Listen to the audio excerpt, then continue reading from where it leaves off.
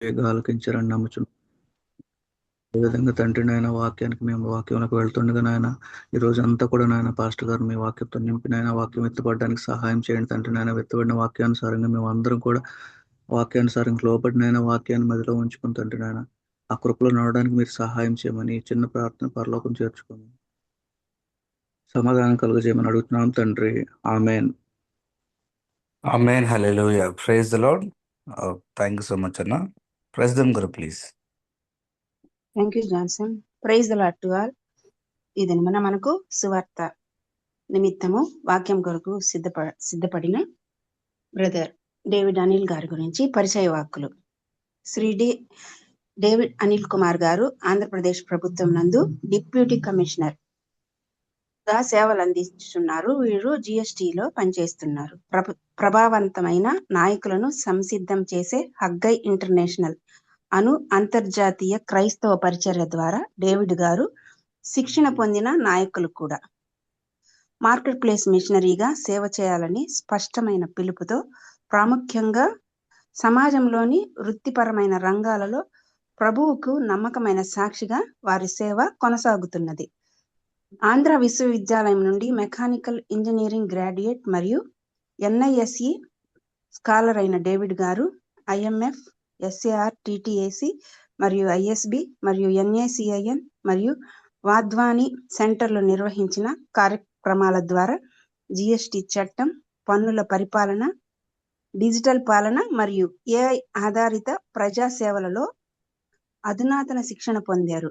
David గారిని ఉత్తమ deputy commissioner గా ఆంధ్రప్రదేశ్ 2023 అవార్డుతో ప్రభుత్వం వారు సత్కరించారు. విశ్వాసం మరియు వృత్తిని ఏకీకృతం చేసే భారంతో పన్నుల విషయంలో మాత్రమే కాకుండా జీవితంలోని ఇతర రంగాలలో కూడా దేవుని మహిమ మరియు ప్రజా సంక్షేమం కొరకు కృత్రిమ మేధస్సును పరిశోధించి వర్తింప చేయటం అనగా డేవిడ్ గారికి మక్కువ ఎక్కువ. ఈ దినమున వారు మన మధ్య ఉండటం మనకెంతో ఆశీర్వాదకరం. మనము సావధానంగా వింటూ అయ్యగారి మాటల్ని వాక్యంలో మనము మననం చేసుకుంటూ మన జీవితాలకి అన్వయించుకుందాం. వెల్కమ్ అయ్యగారు. Good morning. Thank you sister. Thank you అండి. దేవుని నామానికి మహిమ కలుగును గాక. ఈ ఉదయ కాలంలో మీ అందరితో ఈ విధంగా కలుసుకోవడం నాకు ఎంతో సంతోషకరం. నిన్నటి దినాన బాబీ రత్నకుమార్ గారు నన్ను కలిసి సాధారణంగా ఈ యొక్క ప్రేయర్ మీటింగ్కి ఆహ్వానించారు. వారికి నా ధన్యవాదాలు తెలియజేస్తున్నాను. నా జీవితంలో దేవుడు ఎంతో ఉన్నతమైన విధంగా నన్ను నా కుటుంబాన్ని నడిపిస్తూ ఆయన సేవలో కొనసాగడానికి దేవుడు ఇచ్చిన ఈ అవకాశాన్ని బట్టి వందనాలు. కేటన్ అంకుల్ ఇంకా తెలిసిన కొంతమంది కనిపిస్తున్నారు. వారందరిని బట్టి కూడా దేవునికి వందనాలు చెల్లిస్తున్నాను. నా పేరు డేవిడ్ అనిల్ కుమార్ అండి. నేను ప్రస్తుతం డిప్యూటీ కమిషనర్ జిఎస్టిగా విశాఖపట్నంలో వర్క్ చేస్తున్నాను. ఈ యొక్క వాక్యాన్ని పంచుకునే ముందు నా జీవితం గురించి మీ అందరికీ కొంచెం సాక్ష్య రూపకంగా పంచుకొని వాక్యంలోనికి వెళదాం. మా జీవితంలో దేవుడు అనేకమైన ఎత్తు పల్లాల గురించి తీసుకుని వెళ్ళాడు. మాది ఒక పొలిటికల్ ఫ్యామిలీ అండి. మా ఆంటీ మెంబర్ ఆఫ్ పార్లమెంట్గా, మా నాన్నగారు వాళ్ళ అక్క మెంబర్ ఆఫ్ పార్లమెంట్గా వర్క్ చేశారు. తర్వాత మా నాన్నగారికి ఎమ్మెల్యేగా టికెట్ ఇవ్వడం, ప్రస్తుతం ఉన్న సీఎం గారే ఇవ్వడం జరిగింది. కానీ ఇంకా 1 వీక్లో నామినేషన్ వేయాలనగా నాన్నగారు హార్ట్ అటాక్ వచ్చి చనిపోవడం జరిగింది. అప్పటి నుంచి మా ఫ్యామిలీ సడన్గా ఆ యొక్క విధానంలోనికి వెళ్ళిపోయినప్పుడు దేవుని కృపను బట్టి ఆయన ఈ యొక్క కష్టకాలంలో, నేను అప్పుడు ఆంధ్ర యూనివర్సిటీలో ఇంజనీరింగ్ సెకండ్ ఇయర్ చదువుతున్నాను. ఆ సమయంలో దేవుడు క్లియర్గా మా నాన్నగారు ఆ యొక్క డెడ్ బాడీ దగ్గర మేమందరం కూర్చుని ఏడుస్తున్నప్పుడు నేను ఆకాశంలోనికి చూడగానే ఒక వాయిస్ క్లియర్గా నాతో మాట్లాడడం జరిగింది. ఏంటంటే, ఈయన నీ తండ్రి కాడు, నేనే నీ తండ్రిని అని క్లియర్గా ఒక మాట 2 సార్లు నాకు వినపడటం జరిగింది. అప్పటి నుంచి నా జీవితాన్ని దేవుడికి సమర్పించుకుని, ఏంటి దేవుడు మాట్లాడుతున్నాడు, అసలు నా జీవితంలో ఏం జరుగుతుంది అని నేను దేవునిలో ముందుకు వెళుతూ, చిన్నప్పటి నుంచి నాకు ఒక ఆశ ఉండేది. నేను ఎఫ్ఎంపివి మిషనరీగా వెళ్ళిపోవాలి అని. ఆ యొక్క సేవలో ఎంతోగానో ప్రభావితం చేయబడ్డాను. కానీ దేవుని యొక్క ప్రణాళిక నా జీవితంలో వేరేగా ఉండటం అనేది నేను గమనించాను. సో 2012లో నేను ఆ యొక్క స్టేట్ సివిల్ సర్వీస్‌లో సెలెక్ట్ అయిన తర్వాత మళ్ళీ నేను దేవుని దగ్గర ప్రార్థన చేసి ఎలాగైనా నేను ఐఏఎస్ ఆఫీసర్ అవ్వాలి అనే ఆశతో నేను సిద్ధపడుతూ సివిల్ సర్వీసెస్‌కి అటెంప్ట్ చేయడం జరిగింది. సో 2014, 15 ప్రాంతంలో నేను సివిల్స్ ఇంటర్వ్యూకి న్యూఢిల్లీకి వెళ్ళాను. ఆ ప్రాంతంలో నేను ఐపీఎస్ కూడా ఆప్ట్ చేయడం వలన ఆ నెక్స్ట్ ఇంటర్వ్యూ జరిగిన మరుసటి రోజే నాకు మెడికల్ ఎగ్జామినేషన్ జరిగింది. ఆ మెడికల్ ఎగ్జామినేషన్ మార్నింగ్ 7 నుంచి సాయంత్రం 7 వరకు చాలా గ్రూయిలింగ్‌గా జరిగింది. మీ అందరికీ ఐడియా ఉంటది కదా! ఒక పోలీస్ ఆఫీసర్‌గా వెళ్ళాలి అంటే ఎటువంటి ఫిజికల్ టెస్ట్‌లు జరుగుతాయో. సో, నేను చాలా అలసిపోయాను. అలసిపోయి మరుసటి రోజు పడుకున్నప్పుడు మళ్ళీ ఒక వాయిస్, దేవుని యొక్క స్వరం క్లియర్‌గా నేను వినటం జరిగింది. "ఈ ప్రాంతం నుంచి లేచి రాజ్‌పథ్ అనే ప్రాంతానికి నువ్వు వెళ్ళు." అనగానే నేను వెంటనే మా ఫ్రెండ్‌ని అడిగాను. రాజ్‌పథ్ అంటే ఏంటి? ఎక్కడుంటుంది అని. ఇప్పుడు మనం రాబోతున్న జాన్యురీ 26థ్ ఆ యొక్క రిపబ్లిక్ డే రోజు గాని, ఆగస్ట్ 15థ్ ఇండిపెండెన్స్ డే ఈ 2 రోజుల్లో మీరు చూస్తే మోడీ గారు లేదంటే ప్రెసిడెంట్ గారు ఉన్నప్పుడు మార్చ్ పాస్ట్ జరుగుతది. ఆ మార్చ్ పాస్ట్ జరిగే ఆ ప్రాంతాన్ని రాజ్‌పథ్ అని అంటారనమాట.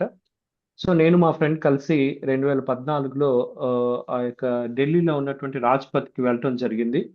మీకు ఎవరైనా ఢిల్లీ వెళ్ళిన వాళ్ళుంటే మీకు ఐడియా ఉంటది. ఒకవైపు ఇండియన్ పార్లమెంట్ బిల్డింగ్ ఉంటుంది.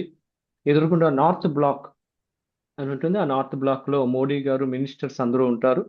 ఆ పక్కనే సౌత్ బ్లాక్ అని ఉంటుంది. అందులో Indian army, navy, air force ఈ త్రివిధ దళ అధిపతులు ఆ యొక్క సెక్రటేరియట్స్ అక్కడుంటాయి.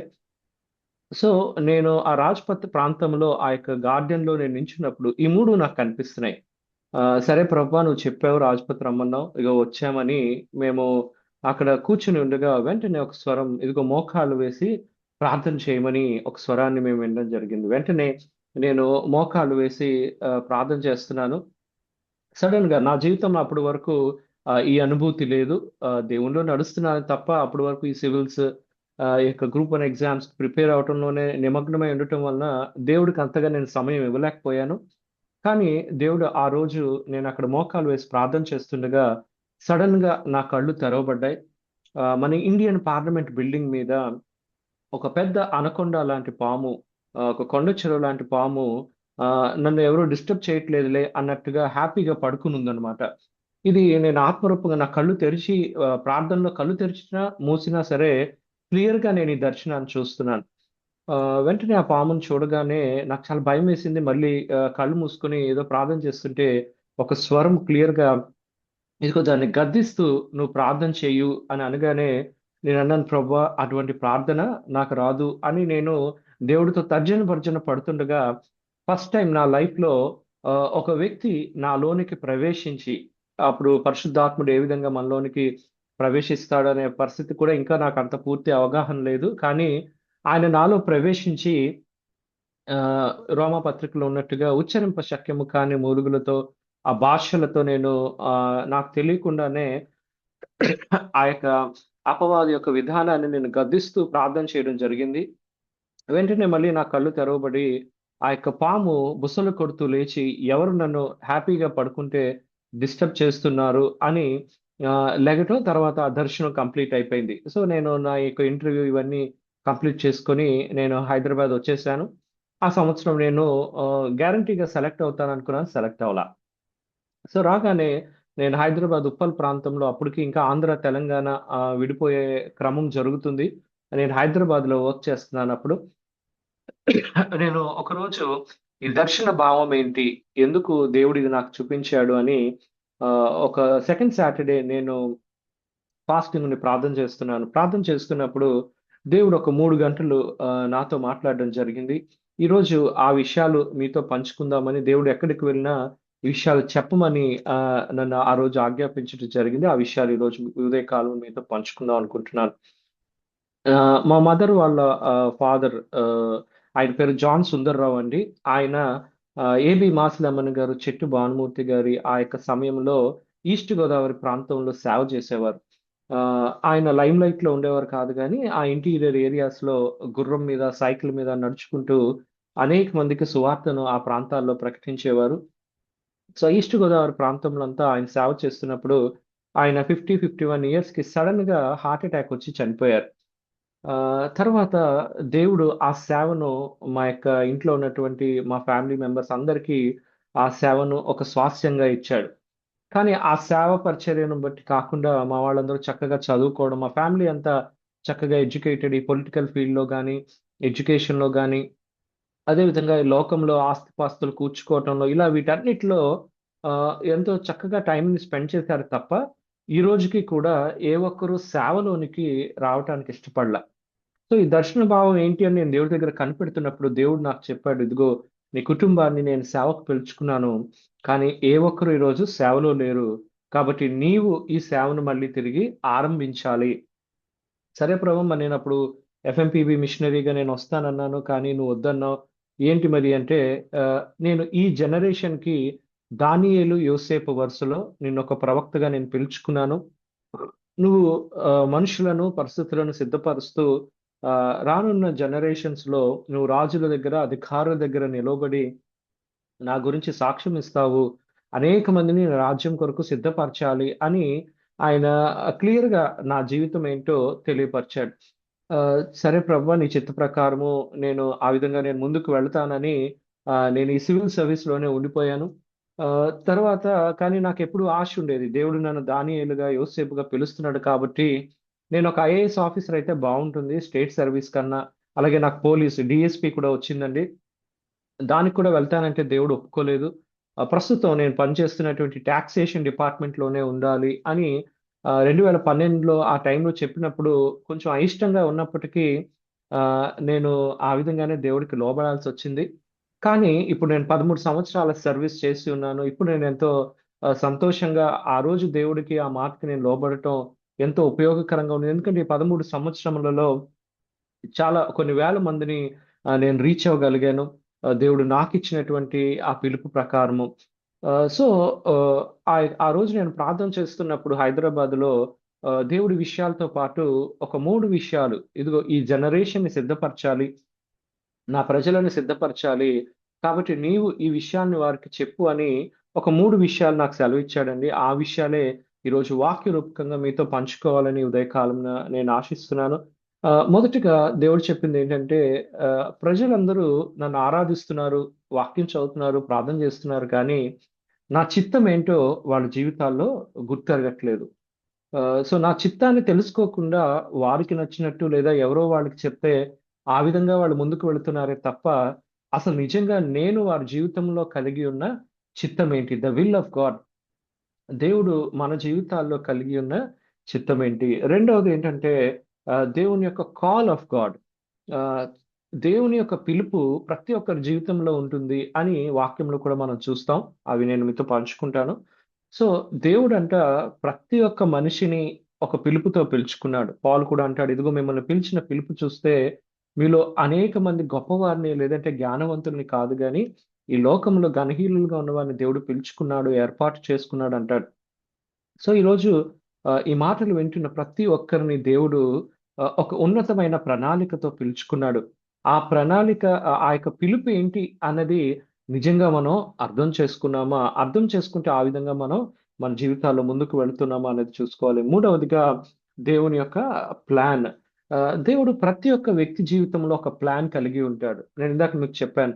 నా జీవితంలో నేనేసుకున్న ప్లాన్ ఏంటంటే, ఆహ్, దేవుడిచ్చిన దర్శనానికి అనుగుణంగా నేనొక ప్లాన్ రెడీ చేసుకున్నాను. మంచి ఐఏఎస్ ఆఫీసర్ అయ్యి చాలా చక్కగా నేను దేవుని కొరకు బ్రతకాలి. ఇలా ఇలా ఇలా నా ప్లాన్స్ ఉండేవి. కానీ ఈ 13 సంవత్సరాల్లో నేను చూస్తే నేనొక ఐఏఎస్ ఆఫీసర్‌ని అయ్యి ఒక కలెక్టర్ లేదా ఆ రేంజ్‌లో ఉంటే ఆహ్, జరిగే ప్రాబ్లమ్ ఏంటంటే, నేను దేవుని కొరకు ఎక్కువ సమయం నిజంగా ఇవ్వలేను. ఎందుకంటే నేను ఆల్రెడీ గవర్నమెంట్ సర్కిల్స్‌లో వర్క్ చేస్తున్నాను సెక్రటరీ లెవెల్ ఐఏఎస్ ఆఫీసర్స్‌తో. రీసెంట్‌గా నేను పార్వతీపురంలో ఒక 1 మంత్ ఈ జీఎస్టీ సంబంధించిన పనిలో పనిచేశాను. అక్కడ డైరెక్ట్‌గా కలెక్టర్, జాయింట్ కలెక్టర్ వాళ్ళతో కలిసి వర్క్ చేసినప్పుడు నేను గమనించాను, ఏ సేవ అయితే దేవుడు నాకిచ్చాడో, నేను ఒక ఐఏఎస్ ఆఫీసర్ అయితే బహుశా పూర్తిగా దానికి న్యాయం చేయలేనేమో అని అనిపిచ్చింది. సో, దేవుని యొక్క ప్లాన్ నా జీవితంలో ఎలా ఉంది అని ఇప్పుడు నేను ఒక 13 సంవత్సరాల తర్వాత వెనక్కి తిరిగి చూసుకుంటే, ఆయన ప్రణాళికే కరెక్ట్ అని క్లియర్‌గా నాకు అర్థం చేసుకొని దేవుని ఎంతగానో మహిమపరుస్తూ ఉంటాను.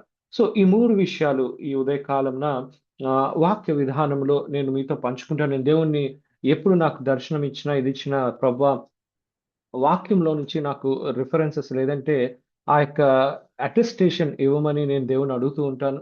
సో, దేవుడు అదే విధంగా చాలా సార్లు నాకు దేవుడికి ఆ యొక్క టసల్ జరుగుతూ ఉంటుంది. దేవునిలో ముందుకు వెళ్ళాలి అని ఆ ఆశతో నేను ముందుకు వెళ్తున్నాను. ఇంకొక విషయం ఏంటంటే నేను ఇలా దేవుని సేవలో వెళ్తున్నప్పుడు దేవుడు అన్నాడు ఇదిగో ఆహ్, ఏ విధంగా యెహెజ్కేలు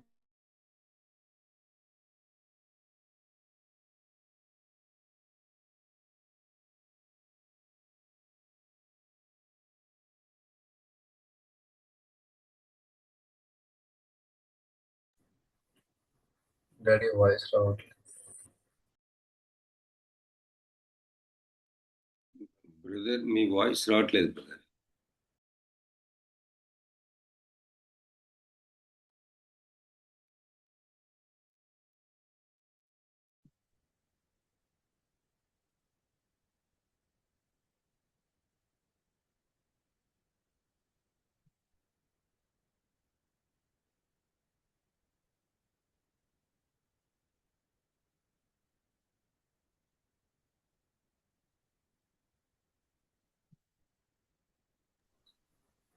కనెక్షన్ ప్రాబ్లం అయినట్టుందండి, దయచేసి క్షమించండి. మనం 1-2 నిమిషాలు వెయిట్ చేద్దామండి.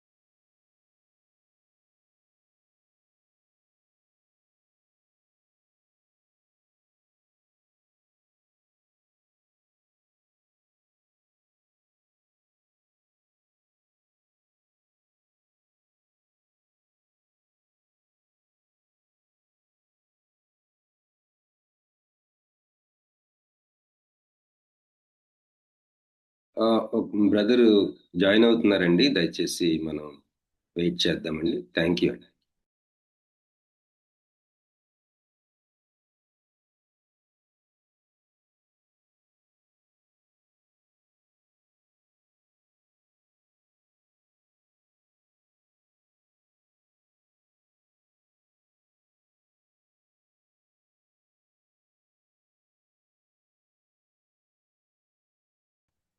ఈ లోపల ఝాన్సీ రాణి సిస్టర్ గారు ఒక పల్లవి ఒక వచనం పాడతారమ్మా, వీలైతే కనుక. స్తుతి గీతము పాడెదము, ప్రభు సేవకై నిలిచెదము, సమర్పింతుము సర్వము యేసునకే, ప్రాణమిత్తుము ప్రభు కొరకే. సమర్పింతుము సర్వము యేసునకే, ప్రాణమిత్తుము ప్రభు కొరకే. స్తుతి గీతము పాడెదము, ప్రభు నీకిచ్చెను ఎన్నో వరముల్, ప్రభు పనికై వాడుము వాటిన్. ప్రభు నీకిచ్చెను ఎన్నో వరముల్, ప్రభు పనికై వాడుము వాటిన్. నీ జ్ఞానము బలమును ప్రభుకే అర్పించి స్తుతించుము ప్రియుడా. Hallelujah. Amen. Thank you. Sorry అండి, చిన్న పవర్ ప్రాబ్లం వచ్చింది. No problem. Thank you brother. Continue చేయండి బ్రదర్. సో, ఆ విధంగా దేవుని కొరకు మేము నిలబడి ముందుకు వెళ్తున్నాం. వెళ్తున్న క్రమంలో దేవుడు ఈ విధంగా పిలవటం, ఆ విధంగా దేవునిలో ముందుకు జరగటం అనేది ఒక విధంగా ఒక ఛాలెంజ్ గానే అని చెప్పాలి.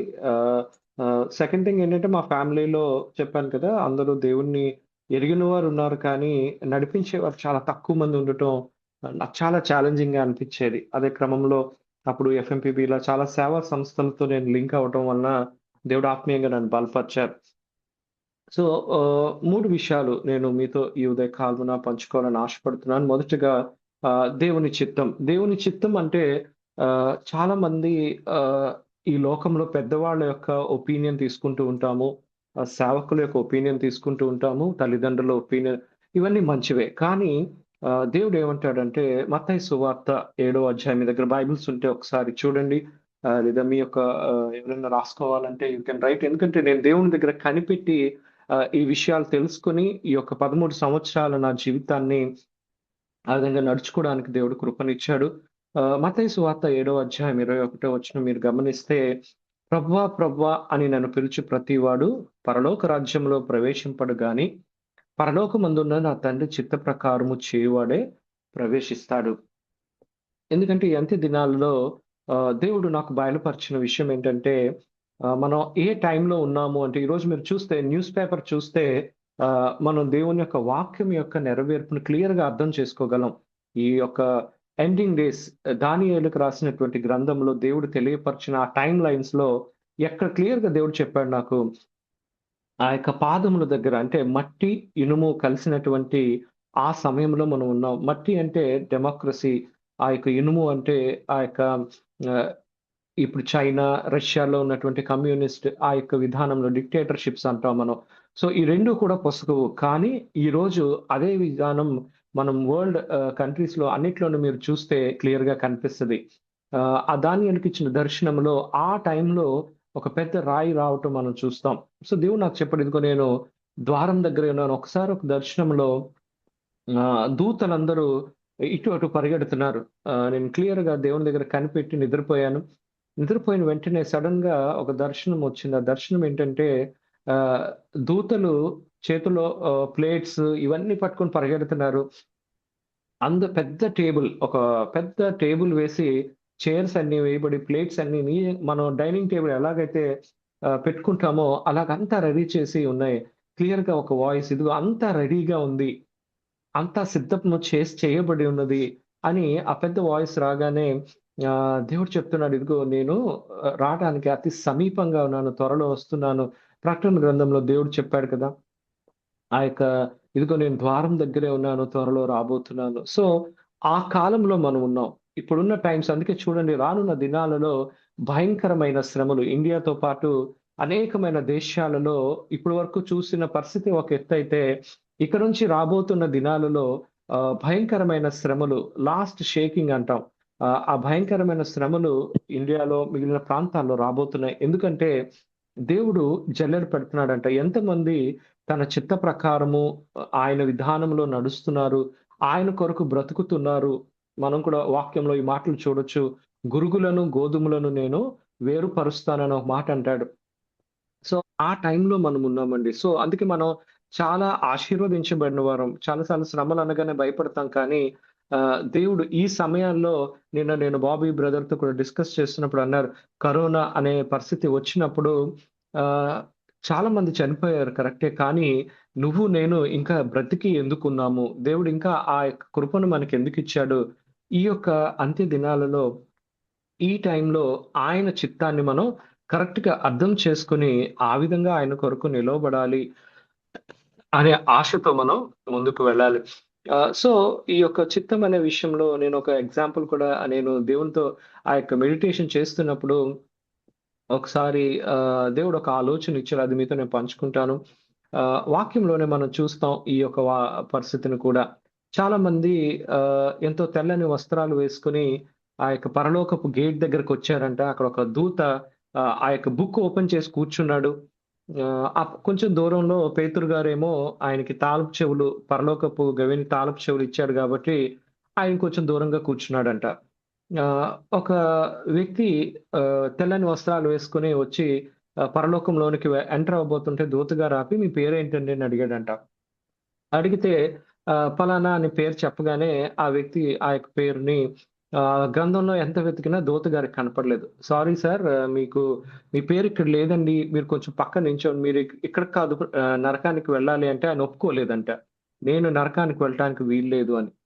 నెక్స్ట్ ఇంకొక స్త్రీ వచ్చారంట వైట్ శారీ కట్టుకొని. అలాగా ఒక 10-15 మంది వచ్చారు.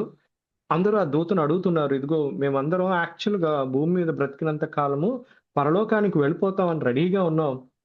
ఇప్పుడు మీరు మమ్మల్ని ఎందుకు అలౌ చేయట్లేదని గొడవ చేస్తున్నారంట. ఇంకిలా లాభం లేదని ఆ దూత గారు ఏం చేశారంటే వెళ్లి పక్కనున్న పేతురు గారిని పిలుచుకొచ్చారు. సార్, ఒక బ్యాచ్ రెడీ అయ్యారండి. వీరందరూ కూడా పరలోకంలోనికి వెళ్ళాలి అని అంటున్నారు. కానీ వాళ్ళ పేర్లు దేవుడిచ్చిన ఆ యొక్క గ్రంథంలో లేవు. ఏం చేయమంటారని పేతురు గారిని అడిగితే, పేతురు గారొచ్చి ఆయన కూడా వీళ్ళతో మాట్లాడడానికి ప్రయత్నించాడంట. ప్రయత్నిస్తే వాళ్ళు పేతురు గారి మాట కూడా వినలేదు. మాకేదేదైనా సరే యేసు ప్రభు బయటికి రావాల్సిందే అని నార్మల్‌గా ఈ కలెక్టరేట్స్‌లో అక్కడ ధర్నాలు చేస్తూ ఉంటారు కదా! అలా వాళ్ళు ఆ పరలోకపు గేట్ ముందు కూర్చొని ధర్నా చేస్తున్నారంట. ఇంక చేసేది లేక పేతురు గారు లోపలికి వెళ్లి యేసు ప్రభువుని, ప్రభువా, ఏదో నీ సేవకులంట చాలామంది బయట వెయిట్ చేస్తున్నారు. వాళ్ళ పేర్లేమో గ్రంథంలో లేవు. వాళ్ళు మాత్రం గ్యారంటీగా మేము లోపలికే రావాలి అని ఆర్గ్యూ చేస్తున్నారు ప్రభువా.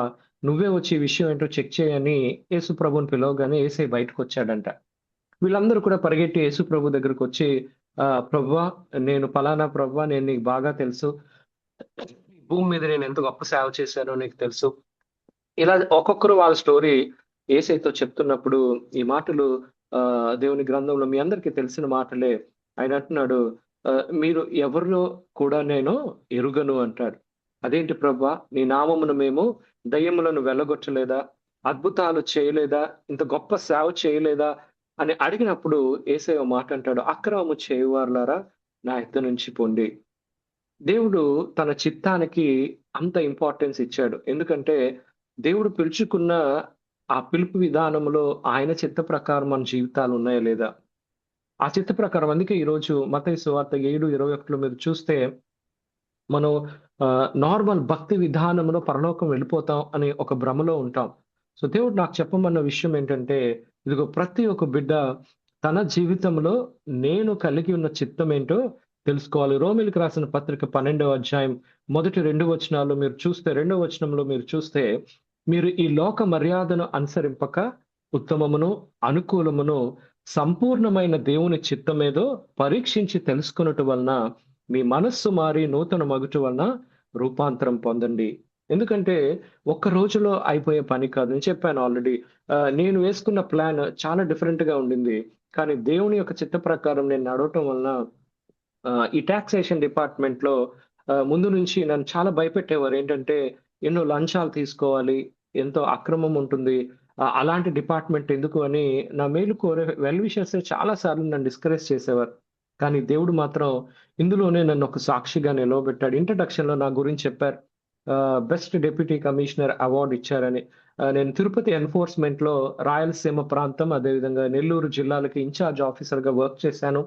అదిగా ఎలక్షన్ టైం మొన్న జరిగిన ఎలక్షన్స్ లో కూడా నేను 1 టన్ సిల్వర్ అంటే 1000 కేజెస్ సిల్వర్ ని కూడా నేను సీజ్ చేశాను. సో ఈ వర్క్ అంతట్లో కూడా దేవుడు నన్ను ఒక సాక్షిగా నిలవబెట్టుకున్నాడు. ఆ విధంగా ఆయన చిత్తాన్ని నేను అప్పుడు అర్థం చేసుకోలేదు. నేను ఐఏఎస్ అయితేనే దేవుని పని చేయగలనేమో అనుకున్నాను. కానీ ఒక ట్యాక్స్ ఆఫీసర్ గా కూడా నేను దేవుని పని చేయగలనని దేవుడు నా జీవితంలో ప్రూవ్ చేశాడు. అందుకే పాల్ ద్వారా రాయిస్తూ, అది దేవుని యొక్క లోక మర్యాదను అనుసరింపక ఈ రోజుల్లో మనుషుల మెప్పు కోసం లేదా మనుషుల కోరిక మేరకు చాలా సార్లు మనం దేవుడు మనకిచ్చినటువంటి చిత్తాన్ని కాంప్రమైజ్ అయ్యి ఈ లోకపరంగా మనుషులు మెచ్చుకునే విధానంలో మన సేవను, మన దైనందిన జీవితాన్ని, కుటుంబ విధానాల్ని, సొసైటీ విధానాలు అన్నిటినీ మార్చేసుకుంటున్నాం. ఆ మార్చేసుకోవటం వలన బయటకి కొంతకాలం బాగానే కనిపిస్తుంది కానీ ఆ యొక్క ఫ్రూట్ మిగలదన్నమాట. ఆ ఫలము చివరికి నిలిచి ఉండదు. అందుకే పాల్ చెప్తూ ఉన్నాడు, ఇదిగో మీరు ఈ లోక మర్యాదను అనుసరించొద్దు, ఉత్తమముగా, అనుకూలముగా, సంపూర్ణంగా ఉన్న దేవుని చిత్తం ఏదో పరీక్షించండి. ఈ 2 వచనాలు మత్తయి సువార్త 7వ అధ్యాయం 21వ వచనం, రోమీయులకు రాసిన పత్రిక 12వ అధ్యాయం 2వ వచనం. దయచేసి 2 వచనాలు మీ హృదయాల్లో ఉంచి తర్వాత మీరు ప్రార్థన చేయండి. నా యొక్క రిక్వెస్ట్ ఏంటంటే, నేను యాక్చువల్గా పాస్టర్ గారిని కాను, గొప్ప సేవకుడిని కూడా కాదు. నేను ఒక పోస్ట్ మ్యాన్ అని చెప్పుకుంటూ ఉంటాను. ఇందాక మార్కెట్ ప్లేస్ మిషనరీ అన్నారు. నేను ఈ గవర్నమెంట్ సర్కిల్స్ లో సేవకులు, అదేవిధంగా మిషనరీస్ చేరుకోలేనటువంటి ప్రజల మధ్య నేను సేవ చేస్తూ ఉంటాను. అలాగే ప్రొఫెషనల్ స్టూడెంట్స్, వారందరి మధ్య కూడా నేను దేవుని గురించిన అంటే కెరియర్ కౌన్సిలింగ్, లైఫ్ కౌన్సిలింగ్‌తో పాటు దేవుని గురించినటువంటి సేవ చేస్తూ ఉంటాను. సో, ఈ పరిచర్యలో నేను గమనించింది ఏంటంటే, ఇంకా యేసుని గురించి తెలుసుకోలేనటువంటి ప్రజలు చాలా మందున్నారు. వారికి మన సొంత ప్రణాళిక ప్రకారం కాకుండా, దేవుని చిత్త ప్రకారము సువార్తను మనం ప్రకటించడానికి బద్ధులమైనాం. నేను ముందుకు వెళ్తున్నాను. రెండవదిగా కాల్ ఆఫ్ గాడ్, దేవుని యొక్క పిలుపు. ఈరోజు ఒక సింపుల్ క్వెషన్, దేవుని యొక్క పిలుపు నీ జీవితంలో ఏమై ఉన్నది? చాలా సార్లు మనం పరిశీలన చేసుకున్నప్పుడు మన తొలి దినాలు యేసును రక్షకుడుగా అంగీకరించి దేవునితో నడిచే విధానంలో ఉన్న దినాలకి ఈ రోజు మన జీవితాలు ఎలా ఉన్నాయి? ఒక్కసారి ఒక 1 మినిట్ ఎవరికి వారంగా మనం పరిశీలన చేసుకుంటే దేవుని పిలుపు ప్రకారమే మన జీవితాలు ఉన్నాయా? ఇప్పటి వరకు మనం చేస్తున్న సేవ, మన యొక్క పరిచర్య, మన యొక్క కుటుంబ జీవితం, ప్రతి విషయంలో దేవుని యొక్క పిలుపు, దేవుని యొక్క ప్రణాళిక విధానంలోనే మన జీవితాలు ఉన్నాయా? ఒకసారి పరిశీలన చేసుకోండి. నేను ఎవరి దగ్గరికి వెళ్ళినా సరే ఈ మాట చెప్తూ ఉంటాను, ఏమండి, నేను గొప్ప సేవకుడిని కాదు, నేను ఒక పోస్ట్ మ్యాన్ని మాత్రమే. పోస్ట్ మ్యాన్ ఏం చేస్తాడో మీ అందరికీ తెలుసు. ఒక లెటర్ గాని, ఒక టెలిగ్రామ్ గాని ఎవరైతే తెలిసిన వాళ్ళు రాస్తారో అవి తీసుకొని వచ్చి మీకు అందించడమే. చాలా సార్లు పోస్ట్ మ్యాన్‌ని మనం తప్పుగా అర్థం చేసుకుంటూ ఉంటాం. ఇప్పుడు టెలిగ్రామ్ మనకి నెగెటివ్‌గా వచ్చిందనుకోండి, పోస్ట్ మ్యాన్‌తో మనం గొడవ పెట్టుకోవడం వల్ల ఉపయోగం ఉండదు. ఎవరు ఈ యొక్క లెటర్ రాశారు, ఎవరు ఈ మెసేజ్ మనకి పంపించారని ఆ వ్యక్తితోనే మనం మాట్లాడాలి. సో, దేవుడిచ్చిన ఆ మెసేజ్‌ని నేను కేవలం ప్రజలకు పంచే ఒక పోస్ట్ మ్యాన్ గానే ఎప్పుడు నేను పరిచయం చేసుకుంటూ ఉంటాను. ఎందుకంటే దేవుడు చెప్పమన్నాడు, నేను చెప్తున్నాను అని చెప్తూ ఉంటాను. ఎందుకంటే మా ఫ్యామిలీలో 2015, 16 ఆ ప్రాంతంలో దేవుడి దర్శనం ఇచ్చిన తర్వాత మీ కుటుంబంలో ఎవరు కూడా పరలోక రాజ్యంలో ప్రవేశించడానికి సిద్ధంగా లేరు. నువ్వు వెళ్లి ఈ 3 విషయాలు వాళ్ళకి చెప్పు అన్నప్పుడు నేను మా ఇంట్లో ఉన్న వాళ్ళందరికీ చెప్పానండి. చెప్తే అప్పటి నుంచి ఇప్పటి వరకు నాతో మాట్లాడటం మానేశారు. వాళ్ళందరూ అనుకున్నారు, మొన్నటి వరకు మా ముందే నువ్వు తిరిగేవాడివి, ఇప్పుడు ఆఫీసర్ అయ్యావని నువ్వు ఇలా ఇష్టం వచ్చినట్టు మాట్లాడుతున్నావని ఒక్కొక్కరు హర్ట్ అయ్యి నాతో మాట్లాడటం మానేశారు. సో 2016, 17లో మేము ఆంధ్ర, తెలంగాణ విడిపోయి మా ఆఫీస్ హైదరాబాద్ నుంచి అమరావతికి షిఫ్ట్ అయ్యాం. సో అమరావతిలో ఇంక నేను జాబ్ చేస్తూ ఉండిపోయాను. తర్వాత నాకు ప్రమోషన్ వచ్చి నేను తిరుపతి వెళ్ళిపోయాను. సో 2023, 24 ప్రాంతంలో మా ఇంట్లో దగ్గర దగ్గర 7 చనిపోయారండి. వితిన్ చాలా తక్కువ స్పాన్ ఆఫ్ టైమ్‌లో 7 మరణించారు. వాళ్ళందరికీ దేవుడు సేవ పిలుపునిచ్చాడు వాళ్ళ జీవితాల్లో. కానీ వారు ఆ సేవను, పరిచర్యను పక్కన పెట్టి ఈ లోకంలో ఉద్యోగాలని లేదా బిజినెస్ అని అనేకమైన నిర్ణయాలు చేసుకొని సేవను విడిచిపెట్టేశారు. సో ఒకరొకరుగా చనిపోతుంటే నేను మామూలుగా ఏదో ఒక రీజన్‌తో చనిపోయారనుకున్నాను గానీ, over a period of time 7 చనిపోవటంతో నేను, మా తల్లిగారు కలిసి ప్రార్థన చేయడం ప్రారంభించాం. ప్రభా, ఏంటి ఈ విధంగా ఇలా జరుగుతుంది ఏంటి? సడెన్‌గా ఎందుకిలా చనిపోతున్నారు అనగానే క్లియర్‌గా దేవుని స్వరాన్ని నేను విన్నాను. ఇదిగో వాళ్ళకి నేను సమయం ఇచ్చాను. వాళ్ళకి నేను ఆపర్చునిటీ ఇచ్చాను. వాళ్ళకి నా యొక్క మెసేజ్ నీ ద్వారా తెలియపరిచాను. వాళ్ళెవరు కూడా వాళ్ళ పిలుపుకి తగినట్టుగా జీవించలేదు. నేను వాళ్ళకిచ్చిన కాల్ ప్రకారము వాళ్ళ జీవితాల్లో జీవించటం లేదు. ఎంతో సమయం నేను వెయిట్ చేశాను. ఆ సమయం అయిపోయింది. అందుకే నేను వాళ్ళని తీసేశాను భూమి మీద నుంచి అన్నాడు. నాకు చాలా భయమేసింది. ప్రభువా, ఇది కృపాకాలం కదా! నువ్వు క్షమించే దేవుడువు కదా! నువ్వు ఇలాంటి భయంకరమైన డెసిషన్స్ ఎందుకు తీసుకుంటున్నావు ప్రభువా అని 2 సంవత్సరాలు అప్పటినుంచి నేను, మా తల్లిగారు తిరుపతిలో ప్రార్థన చేశామండి. ఎంతో ప్రయాసతో ప్రభువా, దయచేసి ఇంకెవరు చనిపోకుండా ఆపి, నేను మా మదర్ ప్రేయర్ చేసి ఇదిగో వైజాగ్ మేము వెళ్తాం. మా రిలేటివ్స్ అందరూ వైజాగ్‌లోనే ఉంటారండి. సో ఈ వైజాగ్‌కి నేనొస్తాను ప్రభా. వచ్చి మళ్ళీ నేను వాళ్ళ ఇంటికి వెళ్తాను. మళ్ళీ ఒక పోస్ట్ మ్యాన్ లాగా దేవుని గురించిన విషయాలు చెప్తానని నేను దేవుని దగ్గర 2 సంవత్సరాలు కనిపెట్టాను. కనిపెట్టినప్పుడు ఆ యొక్క ట్రాన్స్‌ఫర్ వైజాగ్‌కి అవుతుందని తిరుపతి నుంచి ప్రార్థన చేస్తే అపవాది దానికి అడ్డులు వేసి ఎంతో ప్రయాసతో నేను చాలా కాలం తర్వాత దగ్గర దగ్గర 13 సంవత్సరాల తర్వాత నేను విశాఖపట్నం రావడం జరిగింది. మాది స్టేట్ క్యాడర్ అవ్వటం వలన మాకు నేటివ్ డిస్ట్రిక్ట్ పోస్టింగ్స్ ఇవ్వరు. కాబట్టి ఎంతో ప్రయాసపడి ప్రార్థనతో నేనిప్పుడు వైజాగ్ రావడం జరిగిందండి. ఎందుకు ఈ విషయాలు చెప్తున్నానంటే ఇంత సీరియస్‌గా దేవుని యొక్క పిలుపు విధానం ఉంటుందని నిజంగా నాకు తెలీదు. మనం చాలా క్యాజువల్‌గా కొన్నిసార్లు దేవుని పిలుపుని తీసుకుంటూ ఉంటాం.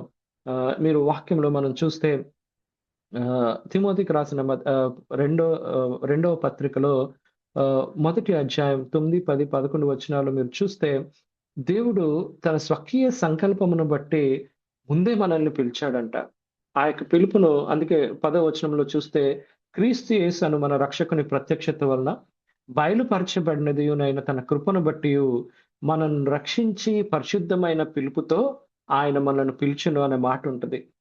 సో అదేవిధంగా రోమీయులకు రాసిన పత్రిక 8వ అధ్యాయం 28వ వచనంలో కూడా మీరు చూస్తే దేవుని ప్రేమించే వారికి అనగా ఆయన సంకల్పము చొప్పున పిలువబడిన వారికి మేలు కలుగుటకై సమస్తమును సమకూడి జరుగుచున్నవని ఎరుగుదుము. అలాగే రోమీయులకు రాసిన పత్రిక 11వ అధ్యాయం 29వ వచనం ఏలయనగా దేవుడు తన కృపావరముల విషయంలోను పిలుపు విషయంలోను పశ్చాత్తాపపడడు. ఈ మాటలు నేను చదివినప్పుడు నాకెంతో భయం వేసింది. అప్పటి వరకు దేవుడి మీద నా ఒపీనియన్ ఎలా ఉండేదంటే దేవుడు చాలా ప్రేమామయుడు, చాలా కృప కలిగిన వాడు, అందరినీ క్షమిస్తూ ఉంటాడు, దీవిస్తూ ఉంటాడు అనుకున్నాను. కానీ ఈ లాస్ట్ డేస్ లో ఇలా జరిగేసరికి నేను ఎంతో బాధతో దేవుని దగ్గర కనిపెట్టినప్పుడు దేవుడు చెప్పాడు, ఇదిగో ప్రజలందరూ అనుకుంటున్నారు ఇంకా ఇలాగే ఉందని, కానీ ఎండ్ డేస్ లోకి వచ్చేసాం. End point. రానున్న దినాలలో దేవుడు అనేక మంది యవనస్తులను లేవనెత్తబోతున్నాడు. వాళ్ళు ఆల్రెడీ మీరు చూడొచ్చు అనేక మంది యవనస్తులను దేవుడు వాడుకోవటం, ఈ యొక్క జనరేషనల్ షిఫ్ట్ దేవుడు చేయబోతున్నాడు. ఎందుకంటే ఆయన రాకడ అతి సమీపంగా ఉంది. సువార్త ప్రకటించబడవలసిన ప్రజలు, ఇంకా అందవలసినటువంటి ప్రాంతాలు అనేకమైన ఉన్నవి. మీరు చూస్తే కేవలం మెయిన్ లైన్ విధానంలోనే కాకుండా దేవుడు అనేక ప్రజల మధ్య, గ్రూప్స్ మధ్య ప్రతి ఒక్కరి దగ్గరికి దేవుని సువార్త వెళుతుంది. అందుకనే ఈ యొక్క టైంలో మనం సిద్ధపడాల్సిన విధం ఏంటంటే, నిజంగా దేవుని యొక్క పిలుపు నా జీవితంలో ఏంటి, నిజంగా ఆ పిలుపును ఎరిగిన వారంగా మనం ఉంటే ఆ పిలుపు ప్రకారము నా జీవితం ఉందా లేదా అని ఈ ఉదయకాలంన ఒకసారి పరిశీలన చేసుకుందాం. ముందుకు వెళదాం. మూడవదిగా ప్లాన్ ఆఫ్ గాడ్. దేవునికి ప్రతి ఒక్కరి జీవితంలో ఒక ప్రణాళిక ఉంటుంది. ఎఫెసీయులకు రాసిన పత్రిక 2వ అధ్యాయం 10వ వచనంలో మీరు చూస్తే, మరియు వాటి యందు మనము నడుచుకొనవలెనని దేవుడు ముందుగా సిద్ధపరిచిన సత్క్రియలను చేయుటకై మనము క్రీస్తు యేసునందు సృష్టింపబడిన వారమై ఆయన చేసిన పని అయి ఉన్నాము. సో ఈ ఆలోచనలో దేవుడి యొక్క ప్లాన్ ఏంటంటే, ఏ విధంగా ఆయన ఇచ్చినటువంటి చిత్తము, ఆయన ఇచ్చిన పిలుపు మన జీవితంలో జరగాలి. చాలాసార్లు ఈ విషయాన్ని నేను ప్రాక్టికల్ గా అనుభవించాను. ఎందుకంటే మా నాన్నగారు ఎమ్మెల్యేగా ఇంకా నామినేషన్ వేసి ఆయన ఒక మినిస్టర్ అయిపోతారు, ఇట్లా ఉండేది మా ఇంట్లో. 2004 సంవత్సరం ఆ ఎలక్షన్స్ టైంలో మా నాన్నగారు వెంటనే సడన్ గా ఇంకా 1 వీక్ లో నామినేషన్ వేయాలనగా చనిపోయారు. చనిపోగానే నేను దేవుని దగ్గర కనిపెట్టాను, ప్రభువా ఎందుకు ఇలా జరిగింది. మా నాన్నగారి శవం ముందు మా అక్క, చెల్లి, మమ్మీ బాగా ఏడ్చి ఆ యొక్క డెడ్ బాడీ నుంచి అందరూ కొంచెం రిఫ్రెష్మెంట్స్ తీసుకుందాం లోపలికి వెళ్ళారు. నేను ఒక్కడే మా నాన్నగారి యొక్క శవం దగ్గర కూర్చొని ఆకాశం వైపు చూస్తున్నాను. ఇది బిహెచ్పివి టౌన్షిప్ విశాఖపట్నంలో జరిగిన విషయం. ఆకాశం వైపు చూస్తుంటే ఒక వాయిస్, గర్జించే ఒక వాయిస్ నేను విన్నాను. ఈయన నీ తండ్రి కాడు, నేనే నీ తండ్రిని అని ఆ వాయిస్ 2 సార్లు విన్నానండి. వినగానే నాకు భయం వేసింది. ఏంటి దేవుడు ఇలా అంటున్నాడు ఏంటి, మా డాడీ ఈయన కదా, ఈయన కాదు నేనే నీ తండ్రిని అంటున్నాడు ఏంటి అని దేవుని దగ్గర కనిపెట్టినప్పుడు, మీ అందరికీ తెలుసు అబ్రహాముని దేవుడు పిలుచుకున్నప్పుడు ఆ యొక్క ఆదికాండం 11వ అధ్యాయం ఎండింగ్ లో, అలాగే 12వ అధ్యాయం 1వ వచనం, ఇవి 2 మీరు కంపేర్ చేస్తే అబ్రహాము 75 సంవత్సరాలు వచ్చినప్పటికీ తెరాహు కొంగు చుట్టు పట్టుకుని తిరుగుతూ ఉంటాడు వాళ్ళ తండ్రి దగ్గర. సో అక్కడ హారానులో తెరాహు మృతి పొందెను అనే మాట ఉంటది. సో ఆయన ఎప్పుడైతే తెరాహు చనిపోతాడో 12వ అధ్యాయంలో మనం చూస్తాం, దేవుడు అబ్రహాముని, ఇదిగో నీ ఇంటి వారిని అందరినీ పిలిచి నేను ఒక జనములకు ప్రవక్తగా నిన్ను పిలుస్తున్నాను, బయటికి రా అని అబ్రహామును పిలుస్తాడు. దేవుడు అదే విధానంలో దేవుడు నన్ను పిలుచుకున్నాడు. మా నాన్నగారు చనిపోగా నేను ప్రార్థన చేశాను, ఏంటి ప్రభు అని. ఇదిగో నీ తండ్రిని నేను సేవకు పిలుచుకున్నాను, సేవను విడిచిపెట్టి ఈ విధంగా వెళ్ళిపోవటం వల్ల నేనే ఆయన కట్ చేశానని చెప్పినప్పుడు నాకు చాలా భయం వేసింది. ఎంతో భారంతో నేను ప్రార్థన చేసినప్పుడు దేవుడు మాట అన్నాడు, ఇదిగో మీ తండ్రి చనిపోయాడు, కానీ ఆయన సమాధి ఇప్పుడు నా సువార్త ప్రకటించాలి అని మా నాన్నగారి సమాధి మీద నేను ఏమి రాయాలో క్లియర్ గా ఆయన తెలియపరిచాడు. ఇదిగో దేవుడు అనేకమైన విషయాలు బయలుపరుస్తూ ఉంటాడు, కొన్ని ఇలాంటివి కూడా బయలుపరుస్తాడని నాకు అప్పటికే తెలీదు. ఆయన సమాధి రాయి మీద నేను ఏం రాయించానంటే, అంతము ఎప్పుడు వచ్చునో మీరు ఎరుగరు గనుక ఎల్లప్పుడూ సిద్ధపడి ఉండుడి. చాలా మంది మా రిలేటివ్స్ ఈ మాట నేను రాయిస్తుంటే తిట్టారు. మనం నార్మల్‌గా ఎవరైనా చనిపోతే ఆ యొక్క సమాధి మీద ఏం రాయిస్తాం? ప్రభువునందు మృతులైన మృతులు ధన్యులు, ఇలా నా పరుగును కడముట్టి ఇలాంటి మాటలు రాస్తూ ఉంటాం. కానీ మా నాన్నగారి సమాధి మీద దేవుడు రాయమన్న మాట ఏంటంటే, అంతము ఎప్పుడు వచ్చునో నీవెరుగవు గనుక నీవెల్లప్పుడూ సిద్ధపడి ఉండుము. ఈ మాట ఎప్పుడెప్పుడైతే మీ ఫ్యామిలీ వాళ్ళందరూ ఈ యొక్క ఈస్టర్ ఈ టైంలో వస్తారో, ఎప్పుడొచ్చినా సరే ఈ సమాధి రాయి సువార్తను ప్రకటిస్తది అని చెప్పాడు. సో, అంత సీరియస్‌గా దేవుడు మనకిచ్చినటువంటి పనిని గుర్తిస్తాడు అని నాకు ఆ రోజు అర్థమైంది. తర్వాత అదే విధానంలో దేవుడు నాకు తండ్రిగా ఆ 2004 నుంచి ఇప్పుడు ఆల్మోస్ట్ 25 ఇయర్స్ అయ్యాయండి నా జీవితంలో. దేవుడు ఆ విధంగానే నన్ను నడిపిస్తూ వచ్చాడు. ఈ యొక్క విధానము నిజంగా ఒక విధంగా నాకు కొత్తగా ఉండేది. మెయిన్ లైన్ సంఘ విధానములో, సేవా విధానములో ఆ విధంగా కాకుండా రియలిస్టిక్‌గా పీపుల్ నేనెక్కడికి వెళ్ళినా సరే యేసు ప్రభువుని సెక్యులర్ విధానములో నేను దేవుని గురించి పంచుకుంటూ ఉంటాను. లాస్ట్ గవర్నమెంట్‌లో ఆ యొక్క లోకేష్ గారి టీమ్‌లో నేను పనిచేశాను. 100 ఆఫీసర్స్‌ని వాళ్ళు సెలెక్ట్ చేశారు. స్టేట్ మొత్తం ఎంటర్‌ప్రైజ్ ఆర్కిటెక్చర్ అని ఇప్పుడు మీరు చూస్తున్నటువంటి ఆ యొక్క ప్లాన్ ఏంటంటే అన్ని సర్వీసెస్ ఒకే ప్లాట్‌ఫార్మ్‌లో ఇవ్వాలి అనే దాని మీద మేము పనిచేశాము. ఇండియన్ స్కూల్ ఆఫ్ బిజినెస్ ఆహ్, మమ్మల్ని ట్రైన్ చేసింది గవర్నమెంట్ తరపున.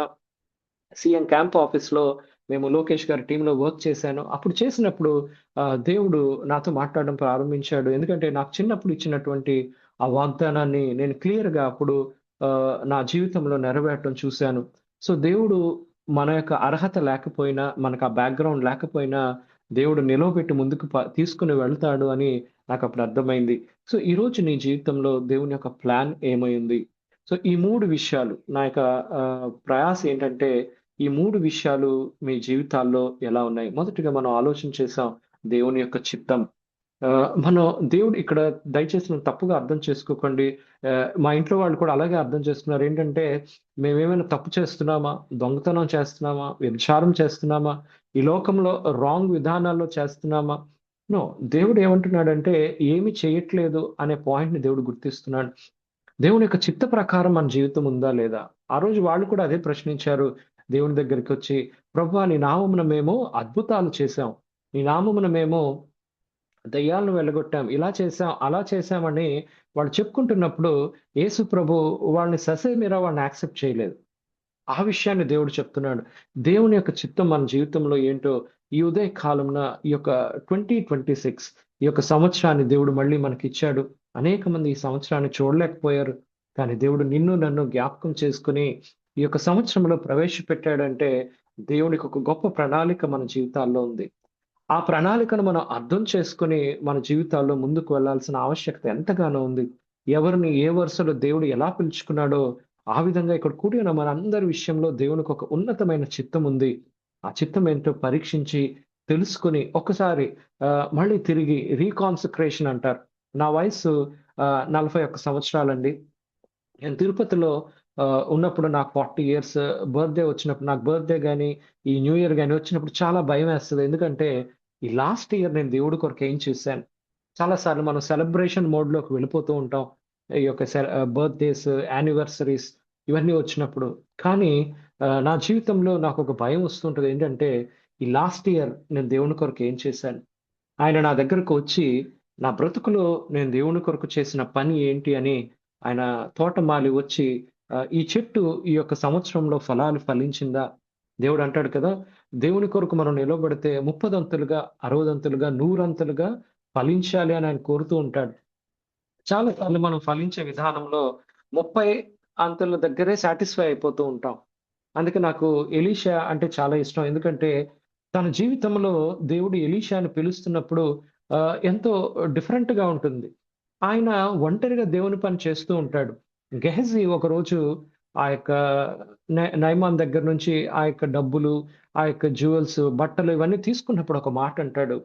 ఇదిగో ఇవన్నీ సంపాదించుకోవటానికి స్థలాలు, పొలాలు, దాసీలు ఇవన్నీ సంపాదించుకోవడానికి ఇది సమయమా? నాకు ఆ మాట ఎప్పుడు కూడా నా హృదయంలో నిలిచిపోతూ ఉంటది. చాలా మంది అడుగుతుంటారు ఒంటరిగా ఎలా మనం దేవుని సేవ చేస్తామని. కానీ నా యొక్క ఆశ ఏంటంటే టైం సరిపోవడం లేదు. చాలా సార్లు ఇంకా నేను ఎక్కువ దేవుని సేవ చేయాలి. ఈ జాబ్‌తో ప్రస్తుతం నేను ఈ వైజాగ్‌లో పబ్లిక్ ప్రాసిక్యూటర్‌గా ఒక లాయర్‌గా వర్క్ చేస్తున్నానండి. గవర్నమెంట్ తరపున టాక్స్ కేసెస్ అన్నీ కూడా నేను ఒక ట్రిబ్యునల్‌లో ఆర్గ్యూ చేస్తూ ఉంటాను. సో, ఆ పోస్ట్‌కి నేను ప్రస్తుతం వైజాగ్ రావడం జరిగింది. ఈ క్రమంలో నేను హైకోర్ట్ అదేవిధంగా ఇక్కడ ట్రిబ్యునల్‌లో ఈ పని చేస్తున్నప్పుడు చాలా సమయం ఉండదసలు. కానీ నేను ఈ యొక్క వీకెండ్ కోర్ట్ ఉండదు కాబట్టి సాటర్‌డే, సండే నేను దేవుని పరిచర్య చేస్తూ అనేకమైన కాలేజెస్ ఆల్రెడీ నేను వైజాగ్ వచ్చి ఆంధ్ర యూనివర్సిటీ, అంబేద్కర్ యూనివర్సిటీ ఇలా కొన్ని యూనివర్సిటీస్ దర్శించడం జరిగింది. అక్కడున్న యవ్వనస్తులకి ఈ కెరియర్ కౌన్సెలింగ్, లైఫ్ కౌన్సెలింగ్ చేయడానికి దేవుడు కృపనిచ్చాడు. ఇగో ఈ న్యూ ఇయర్‌లో ఇంకా సాంకేతిక విద్యా పరిషత్, గాయత్రి, గీతంస్ ఇలా వివిధ ప్రాంతాలకు వెళ్ళాలి అని నేను ప్రార్థన చేస్తున్నాను. ఎందుకంటే ఇక్కడికి రాగానే నేను గమనించాను చాలా మంది యవ్వనస్తులు డ్రగ్ అడిక్ట్స్‌గా మారిపోయారు. మనం పాత రోజుల్లో స్మోక్ చేయడం, డ్రింక్ చేయడం అనేదే ఒక పెద్ద నెగెటివ్ అలవాటుగా అనుకునేవాళ్ళం. కానీ ఇప్పుడు విచ్చలవిడిగా పరిస్థితులు ఇక్కడ ఉన్నాయి. మన వైజాగ్‌లోనే ఆ విధంగా ఉన్నాయి. నేను చూసినప్పుడు చాలా ఆశ్చర్యపోయాను. దేవుని దగ్గర ప్రార్థన చేస్తున్నాను. సో, దేవుడు ఆ విధంగా ద్వారాలు తెరుస్తున్నాడు. ఈ విషయాలు ఎందుకు మీతో షేర్ చేస్తున్నానంటే, రానున్న దినాల్లో ఒక షేకింగ్ దేవుడు ఇవ్వబోతున్నాడు. ఆ విషయాలు నేను వైజాగ్ వచ్చిన తొలి దినాల్లో కూడా దేవుడు మళ్ళీ నాకొకసారి బయలుపరచడం జరిగింది. ఈ షేకింగ్ ఎందుకు చేస్తున్నాడంటే ఆహ్, ఆ యొక్క అంత్య దినాలలో యవనస్తులే ఈ యొక్క సువార్తను తీసుకొని నలుమూలలకి వెళ్తారు. ఈ యొక్క లాస్ట్ షేకింగ్‌లో దేవుని యొక్క ఆత్మ మనం ఆ యొక్క అపోస్తల కార్యములో మనం చూస్తాం. దేవుని యొక్క ఆత్మ అన్ని ఏజ్ గ్రూప్స్ మీద కేవలం యవనస్తులు అని చెప్పి తర్వాత ఇప్పుడు ముసలి వాళ్ళు నేను అమరావతి ప్రాంతంలో లాస్ట్ ఇయర్ అంతా ఆర్టిఫిషియల్ ఇంటెలిజెన్స్‌లో వర్క్ చేశానండి. సీఎం గారి టీమ్‌లో. సో, ఆ 1 ఇయర్ కూడా నేను ఎంతో ఏజ్ గ్రూప్‌లో చాలా ఎక్కువ ఉన్నటువంటి ఒక 30, 40 మంది స్త్రీల మధ్య నేను పరిచర్య చేశాను. మరణాద అనే సంస్థలో అక్కడ ఉన్న వాళ్ళ మధ్య నేను పరిచర్య చేశాను. వారు ఎంతో ప్రార్థనా పరులుగా దేవుని వెంబడిస్తూ వాళ్ళు కూడా ఈ విషయాలు నేను షేర్ చేసుకొని వాళ్ళు దేవుని తెలుసుకొని ముందుకు వెళ్ళాలని వాళ్ళని ఎంతగానో ఎంకరేజ్ చేశాను. ఇలా దేవుడు డిఫరెంట్ ఏజ్ గ్రూప్స్ మధ్య అదే ఉదయకాలమున ఎంతోమంది సేవకులు గనులైన మీ అందరి ముందు కూడా ఈ యొక్క మాటలు ఒక పోస్ట్ మ్యాన్ గానే నేను పంచుకుంటున్నాను. నేను దీనికి అర్హుడనని నేను అనుకోను. లేదంటే ఎంతో బైబిల్‌లో గాని లేదా సేవలో గాని పండిపోయిన వ్యక్తిని కూడా కాదు. కానీ దేవుడు ఒక పోస్ట్ మ్యాన్‌గా నాకిచ్చిన పనిలో దేవుని యొక్క చిత్తం మీ జీవితాల్లో ఏమైంది? దేవుని యొక్క పిలుపు మీ జీవితాల్లో ఏమైంది? అదేవిధంగా దేవుని యొక్క ప్లాన్ ఈ 3 కూడా ఈ ఉదయకాలమున ఒక్కసారి మళ్ళీ రీవిజిట్ చేసుకోమని నేను మిమ్మల్ని రిక్వెస్ట్ చేస్తున్నాను. ఈ 2026 మనం ముందుకు వెళ్ళబోతుండగా దేవుడు ఇచ్చిన ఈ సమయాన్ని ఒకసారి మళ్ళీ మనం ఆలోచన చేద్దాం. ఈ యొక్క అంత్య దినాలలో మీ యొక్క రెస్పాన్సిబిలిటీ ఏంటి? రోల్ ఏంటి? దేవుని ఇంకా ఎటువంటి ప్లాన్స్ ఉన్నాయి? చాలామంది సేవలో మీరు ముందుకు వెళుతూ ఉంటారు. ఈ ఇయర్‌లో దేవుడు మీకిచ్చినటువంటి దర్శనం ఏంటి? ఆ దర్శన ప్రకారం ఇంకా ఏమి దేవుడు చేయబోతున్నాడు అనే ఆలోచన ఇవన్నీ కూడా రెగ్యులర్‌గా మన హృదయాలు ఆహ్, బలంగా దేవుని కొరకు ముందుకు వెళ్ళటానికి ఈ యొక్క టైంని మనం యూజ్ చేసుకోవాలి. ఆహ్, ఈ యొక్క దినాలలో నేను వైజాగ్ వచ్చిన వెంటనే ప్రార్థన చేసుకొని 25 సంవత్సరాలు దగ్గర దగ్గర మా ఫ్యామిలీ మమ్మల్నందరిని బాయ్‌కాట్ చేశారండి. మీ అందరికి తెలుసు కదా! పొలిటికల్ విధానంలో ఆల్‌మోస్ట్ ఒక సినిమా స్టోరీలా ఉంటది మా లైఫ్ అంతా. ఎప్పుడైతే టికెట్ మా ఆంటీకి ఇవ్వకుండా మా డ్యాడీకి ఇచ్చారో వాళ్ళందరూ కూడా మమ్మల్ని బాయ్‌కాట్ చేశారు. సో, 25 ఇయర్స్ తర్వాత నేను వైజాగ్ వచ్చి దేవుడు చెప్పాడు ఇదిగో ఆ ఇంటికి అందరికి వెళ్ళమని. చాలా సార్లు నేను ఆ ఇంటికి వెళ్ళగానే వాళ్ళందరూ ఇప్పుడు వాళ్ళు ఆల్‌మోస్ట్ 70 ఇయర్స్ ఏజ్‌లో ఉన్నారు. వాళ్ళందరూ నన్ను పట్టుకొని ఏడుస్తూ, "అయ్యో! మనం ఎంత మిస్టేక్ చేశాం. ఇంత టైం మనం కలుసుకోకుండా ఈ పొలిటికల్ రీజన్స్ వల్ల ఇలా ఉండిపోయామని" నన్ను పట్టుకొని ఏడ్చినప్పుడు నేను ఎంతో సంతోషించాను ప్రభువా! నీవు నన్ను ఇక్కడ తీసుకొని రావటం వల్ల. ఎందుకంటే ఆహ్, ఎవరు ఎప్పుడు చనిపోతారా అనే భయం నాకుండేది. అందుకే దేవుడితో ఇలాగే ప్రార్థన చేశాను. ప్రభువా! నువ్వంత వైలెన్స్ డెసిషన్స్ తీసుకోకు ప్రభువా! నాకొక అవకాశం ఇవ్వు. ఆ రోజు నువ్వు యెహెజ్కేలుకి అవకాశం ఇచ్చావు. యిర్మీయాకి అవకాశం ఇచ్చావు. ఈరోజు నాకు అవకాశం ఇవ్వని దేవుని దగ్గర కనిపెట్టి నేను వెళ్ళి మా ఇంట్లో వాళ్ళందరి దగ్గరికి వెళ్ళి నేను జూలైలో ట్రాన్స్‌ఫర్ మీద వైజాగ్ వచ్చానండి. ఈ 6 నెలల్లో కూడా నేను వాళ్ళందరి ఇండ్లని దర్శించి వాళ్ళకి మళ్ళీ ఇదే విషయాలు చెప్పాను. ఇదిగో దేవుడు మన చిత్తాన్ని ఆయన చిత్తాన్ని మీ జీవితాల్లో జరిగించాలని కోరుకుంటున్నాడు. అలాగే ఆయన యొక్క పిలుపుని మీ జీవితాల్లో జరిగించాలని కోరుకుంటున్నాడు ఆయన ప్లాన్. ఇందులో మీరు నాకు ఇవ్వాల్సిన సంజాయిషి ఏమీ లేదు. ఇది దేవుడికి మీకు మధ్య ఉన్న విషయం అని నేను వాళ్ళకి చెప్పినప్పుడు నేను చాలా సంతోషించాను. దేవుడు ఎంతో కృపనిచ్చి వాళ్ళందరూ పాజిటివ్‌గా రిసీవ్ చేసుకొని అందుకే అపవాది నన్ను లాస్ట్ ఇయర్ అంతా ఆపివేశాడని అర్థమైంది. నేను జూన్ ఆ యొక్క ప్రాంతంలో యాక్చువల్‌గా మా యొక్క ట్రాన్స్‌ఫర్ జరగాల్సి ఉండింది. లాస్ట్ ఇయర్ 2025లో. ఆ టైంలో మా అమ్మగారు నేను ప్రార్థన చేస్తుండగా డైరెక్ట్‌గా సాటర్‌నే అమ్మ రూమ్‌కొచ్చాడనమాట. ఈ ప్రార్థన మేము చేయడానికి వీల్లేదు. ఈ యొక్క ట్రాన్స్‌ఫర్‌ని ఆపేస్తామని. వెంటనే మా అమ్మగారు, నేను ఈ విషయం తెలుసుకొని మేము ప్రార్థన చేయగా అమ్మగారికి దేవుడు మాట్లాడడం జరిగింది. అదేంటంటే హబక్కూకు గ్రంథము 2వ అధ్యాయం 3వ వచనంలో ఇది ఆలస్యమైనను తప్పక జరుగును అని. సో మేము 2 సంవత్సరాల నుంచి ప్రార్థన చేస్తున్నాం. లాస్ట్ ఇయర్ అంతా ప్రార్థన చేసాం నేను వైజాగ్ రావాలని. సో ఆ యొక్క ఆటంకాలు వస్తున్నప్పటికీ మేము ఇరువురును కలిసి ప్రార్థన చేసాం. ఇందులో దేవుడు నాకు ఒక ఒక పార్ట్ నేర్పించాడు. ఆ యొక్క లెసన్ అది మీతో నేను పంచుకొని ఈ వాక్యాన్ని ముగిస్తాను. నేను ఫైట్ చేయడానికి నా దగ్గర ఇప్పుడు ఏ బ్యాక్‌గ్రౌండ్ లేదు ప్రభువా. మనుషులు ఏ విధంగానైనా ఆటంకాలు పెడుతున్నాడన్నప్పుడు మా చెల్లి వాళ్ళ హస్బెండ్ ఆయన కూడా సేవలో ఉన్నారు. ఆహ్, తనకి దేవుడు ఒక దర్శనం ఇచ్చాడు. వాళ్ళ పాస్టర్ గారు చనిపోయి ఆయన పరలోకంకి వెళ్లారు. ఆయన ద్వారా ఇదిగో మీ బావగారు ఇలాగా ట్రాన్స్‌ఫర్ కోసం ప్రార్థన చేస్తున్నాడు. ఒక ఇద్దరు వ్యక్తులు ఆ ట్రాన్స్‌ఫర్‌ని ఆపాలని ప్రయత్నిస్తున్నారని చెప్పినప్పుడు వెంటనే ఆ విషయం నాకు తెలియపరిస్తే నేను వాక్యంలో చూశాను. ఎవరు ఇద్దరిద్దరు వ్యక్తులు సేవకుల్ని ఆపారని. అందులో 2 కేస్ స్టడీస్ చూశాను. ఒకటి యాకోబు జీవితంలో లాబాను, ఏశావు. వాళ్ళిద్దరూ దేవుని పని చేయకుండా యాకోబుని ఆపాలని ప్రయత్నిస్తారు. అదేవిధంగా టోబియా, సన్బల్లట్ అని నెహెమ్యాను అడ్డుపడుతూ ఉంటారు.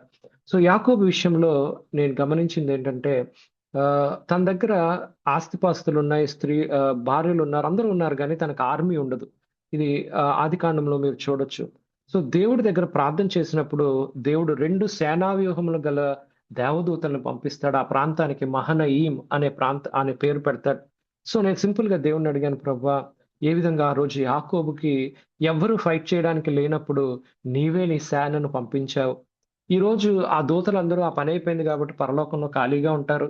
కాబట్టి నా కోసం వాళ్ళని పంపించు ప్రభువా. మళ్ళీ వాళ్ళు నీ సేవకునైన నా జీవితంలో వాళ్ళు మళ్ళీ యుద్ధం చేయాలి గవర్నమెంట్‌లో. ఇదంతా మాది గవర్నమెంట్‌లో ఉంటుందండి మా క్యాడర్‌కి.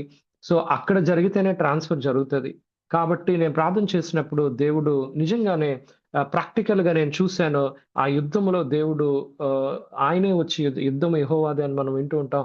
ఆ మాట ప్రకారం దేవుడు యుద్ధాన్ని జరిగించి ఈరోజు నేను వైజాగ్ రావడం జరిగింది. సో ఆఖరిగా నా మాటలు నేను మీకు అర్థమయ్యాయని నేను ఆశపడుతున్నాను. దేవుని యొక్క చిత్తం మీ జీవితంలో ఏమైంది? ఈ 2026లో ఆ చిత్త ప్రకారం ముందుకు వెళదాం. దేవుని యొక్క పిలుపు మీ జీవితంలో ఏమైంది? ఈ 2026లో ఆ పిలుపు ప్రకారం దేవుని కొరకు ముందుకు వెళదాం. ఆఖరిగా దేవుని యొక్క ప్లాన్, ఆయన యొక్క పిలుపు, ఆయన యొక్క ప్రణాళిక మీ జీవితంలో ఏమైంది?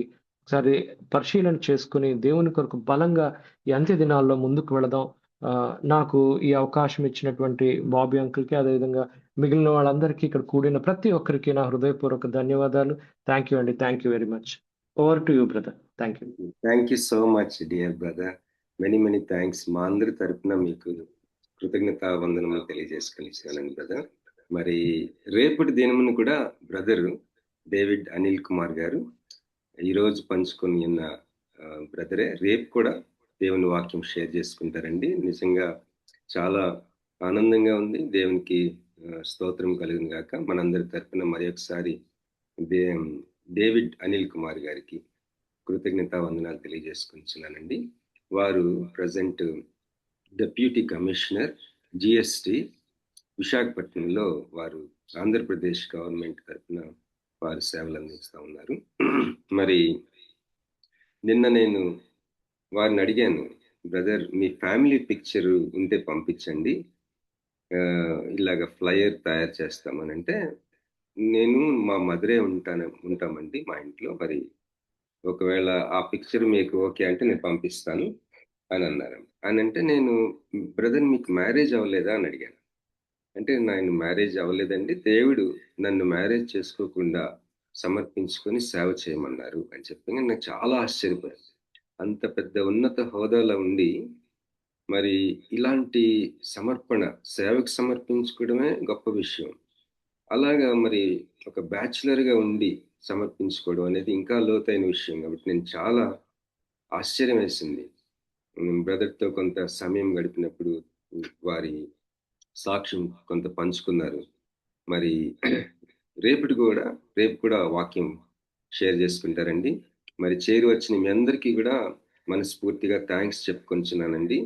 మరి మన మధ్యలో సహోదరి దేవుని సేవకులు చీరాల నుంచి జాయిన్ అయిన సిస్టర్ శిలావర్ధిని గారు, దేవుని సేవకులు పాస్టర్ శిలావర్ధిని గారు ప్రార్థనలో నడిపించవలసింది కోరుచున్నానండి. తర్వాత మరి వారు ప్రార్థించిన తర్వాత రెవరెండ్ జామి రవికుమార్ గారు ఆశీర్వాదం ఇవ్వాల్సింది కోరుచున్నాను. దానికి ముందు మరి బ్రదరు డేవిడ్ అనిల్ కుమార్ గారు, నేను హగ్గ ఇంటర్నేషనల్ కోర్సు మేము ట్రైనింగ్ అయినప్పుడు వారు పరిచయం అవటం జరిగింది. మరి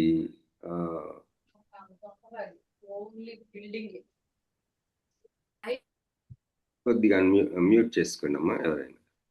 అలాగే మరి వారి యొక్క ఇద్దరు సహోదరులు కూడా గవర్నమెంట్ అఫీషియల్స్ అని చెప్పారండి. అలాగే మరి ఈ ప్రగతి అనే ఒక ప్రాజెక్ట్లో లోకేష్ గారి టీంలో వారు పనిచేయటం జరిగింది చెప్పారు కదా, మనకి పంచుకొని ఉన్నారు. తర్వాత 2023 ఆంధ్రప్రదేశ్లో బెస్ట్ డెప్యూటీ కమిషనర్గా అవార్డు కూడా పొందుకున్నారు వారు. అంటే మీలో కొంతమంది లేట్గా జాయిన్ అయ్యారు కదా, అందుకని నేను ఒకసారి రిపీట్ చేస్తున్నాను. మరి మన మధ్యలో సహోదరులు పాల్ డగ్లస్ గారు జాయిన్ అయ్యారు, వారికి థ్యాంక్స్ చెప్తున్నానండి. అలాగే పాస్టర్ వాసు గారు బెంగళూరు నుంచి జాయిన్ అయ్యారు, థ్యాంక్ యూ పాస్టర్ గారు. అలాగే మరి కాటన్ బ్రదర్ గారు, అలాగే యానీ అక్క, అలాగే శ్యామల ఆశీర్వాద గారు హైదరాబాద్ నుంచి, మరి మా బావగారు జి విజయ్ కుమార్ చెన్నై, డీజీఎం అశోక్ లేలాండ్. మరి కొత్తగా జాయిన్ అయ్యే వాళ్ళందరినీ కూడా నేను రికగ్నైజ్ చేస్తున్నానండి. ఇప్పటికే రెగ్యులర్గా జాయిన్ అయ్యేసిన కూడా మరొకసారి థ్యాంక్స్ చెప్తున్నాను. ఓవర్ టు సహోదరి శిలావర్ధిని గారు. థ్యాంక్ యూ అండి. అందరికీ ప్రైజ్ ద లార్డ్. ప్రార్థన చేసుకున్నామండి. ప్రార్థన. పరిశుద్ధ ఆత్మదేవా, మీ నామానికి వేల కొలది వందనాలు, స్తుతులు, స్తోత్రాలు చెల్లిస్తున్నాం. నూతన దినము ప్రాతకాల సమయంలో ప్రభా వర్చువల్ ఫెలోషిప్ ద్వారా మేమందరము కూడా చేరి కూడి మిమ్మల్ని స్తుతించి ప్రార్థించుటలో మీరు మాకు ఈ దినం సహాయం చేసినందుకు మీకు ఎన్నో వందనాలు, స్తోత్రాలు చెల్లిస్తున్నాం. మొదటిగా పాటల ద్వారా మిమ్మల్ని హెచ్చించి ఘనపరచుటకు నాయన మీరు ఇచ్చిన మంచి స్వరాలను బట్టి మీకు ఎన్నో వందనాలు, స్తుతులు, స్తోత్రాలు నాయన. తిరిగి నాయన మీ కుమారుడు డేవిడ్ అనిల్ కుమార్ గారి ద్వారా మీరు ఇచ్చినటువంటి మరి సాక్ష్యాన్ని బట్టి, వాక్యాన్ని బట్టి మీకు కృతజ్ఞతలు చెల్లిస్తున్నాం తండ్రి. వారిని ఒక ఉన్నతమైన స్థానంలో నిలవబెట్టుకొని ప్రభా నాయన మీరు ఇచ్చిన దర్శనాన్ని బట్టి నీ కుమారుడు నీకు విధేయత చూపిన ఆయన నీ సేవలో ముందుకు సాగడానికి మీరు ఇచ్చిన మహాకృపను బట్టి మీకు ఎన్నో వందనాలు, స్తోత్రాలు. అనేక ఆటంకాలు, అడ్డులు వచ్చినప్పటికీ వాటన్నిటినీ కూడా ఎదిరించి మీ కొరకు నిలవబడి ప్రభా నీ కొరకు జీవించుటకు నాయన అయ్యా మరి వారి జీవితంలో ప్రభ నిన్ను చూపించుటకు తండ్రి మీరిచ్చిన గొప్ప ఆధిక్యతను బట్టి మీకు ఎన్నో వందనాలు, స్తోత్రాలు. నిజమే, మేమందరం కూడా ప్రభ పోస్ట్ మ్యాన్ లాంటి వాళ్ళమని మీరు మాకు ఈ సంవత్సరంలో మరొకసారి జ్ఞాపకం చేశారు. వందనాలు. నీ వాక్యాన్ని ప్రభ మేమందరం కూడా అందించే వారంగా, చెప్పే వారంగా, నిన్ను చూపించే వారంగా ఉండడానికి మీరు ఎన్నిక చేసుకున్నారు. మా బాధ్యత మేము ఎంతవరకు నెరవేరుస్తున్నాము అనేది ప్రభా నీ కుమారుని ద్వారా మమ్మల్ని అందరినీ కూడా తండ్రి పరీక్షించుకోవడానికి, పరిశీలన చేసుకోవడానికి నాయన మీరు చూపినటువంటి నాయన నీ కృపను బట్టి వందనాలు, స్తోత్రాలు చెల్లిస్తూ ఉన్నాం.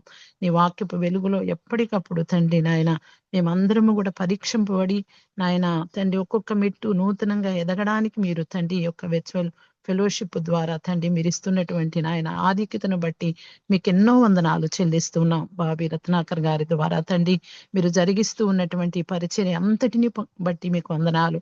మేమందరం కూడా క్రీస్తు యేసునందు జతపని వారంగా ప్రభు నీకు లోబడుతూ మీరు వచ్చు పర్యంతము కూడా ఈ పరిచర్యలో తండ్రి పాలి భాగస్థలంగా ముందుకు సాగడానికి మీరు సహాయం చేయండి. దినదినము ఆస్వాదించి అభివృద్ధి పరచండి నాయన. ఈ సేవా సరిహద్దులు ప్రాతకాల సమయంలో నాయన అందరికీ దీవెనకరంగా, మేలుకరంగా, ఆశ్వాదకరంగా మీరు ఉంచారు దేవా.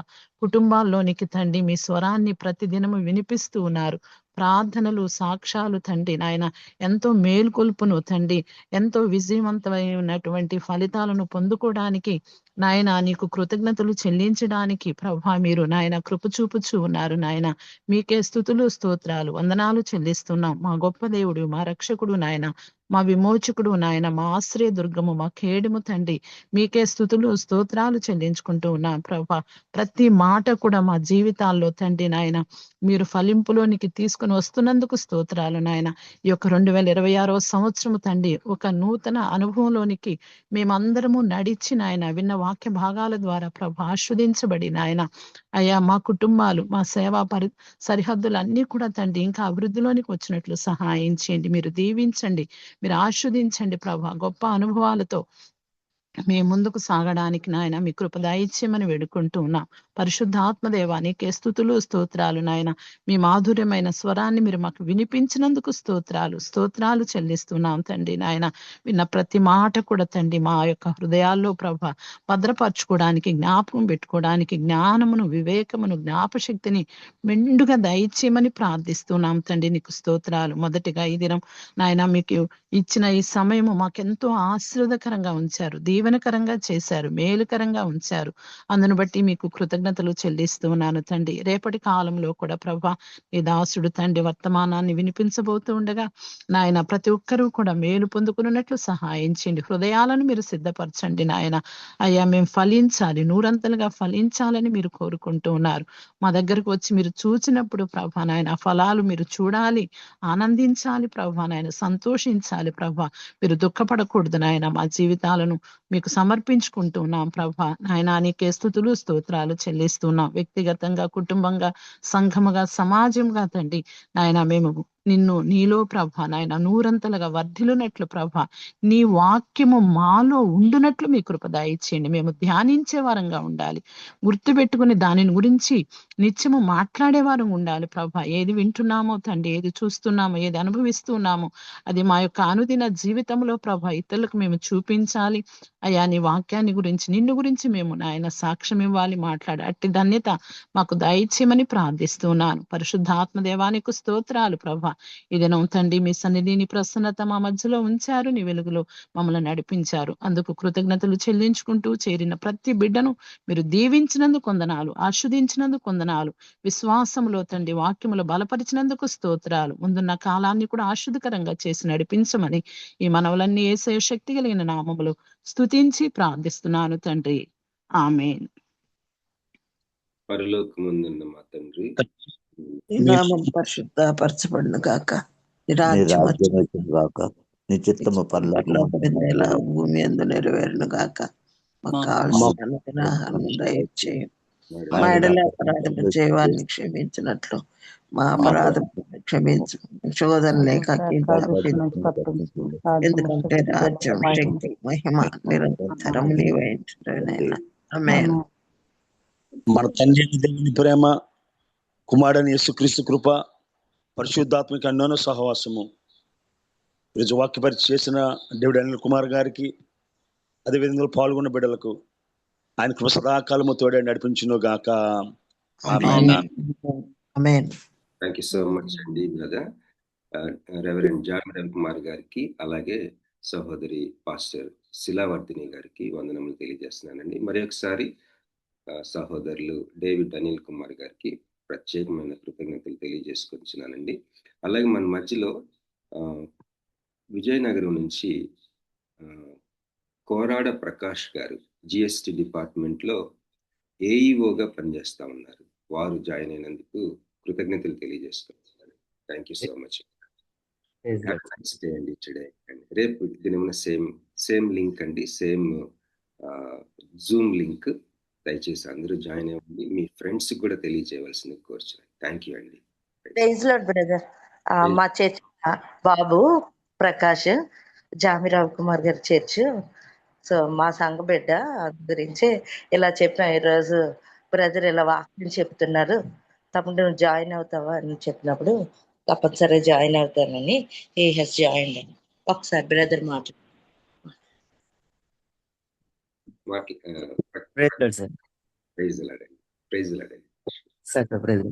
థ్యాంక్ యూ ఫర్ జాయినింగ్ అండి. సార్ సార్ సార్ ప్రైజ్ ఉంటానండి. నేను క్లోజ్ చేస్తాను, ముగించుకుందాం. థ్యాంక్ యూ అండి. Praise praise lord.